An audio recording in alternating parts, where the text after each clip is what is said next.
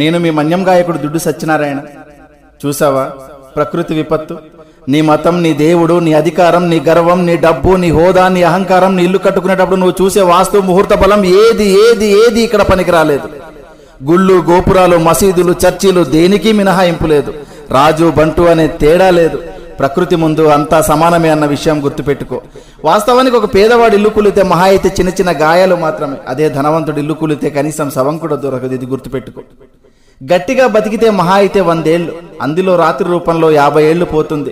మిగిలిన 50 ఏళ్లలో ఏమీ తెలియని పసితనం అంటే బాల్యంలో 10 ఏళ్ళు గడిచిపోతుంది. మిగిలిన 40 ఏళ్లలో చిట్ట చివరి వృద్ధాప్యంలో దినదిన గండంగా 5 ఏళ్ళు గడిచిపోతుంది. ఇంకా నీ కోసం మిగిలింది కేవలం 35 ఏళ్ళు మాత్రమే. ఈ 35 ఏళ్లలోనే నీ చదువు, నీ సంపాదన, నీ కుటుంబ బాధ్యత, బంధాలు, బంధుత్వాలు అన్నీ చూసుకోవాలి. కాబట్టి జీవితం చాలా చిన్నది. ఇది తెలియక కులాలు, మతాలు, పార్టీలు అనే పగలు ప్రతీకారాలతో రగిలిపోతున్నారు. ఇది వద్దు.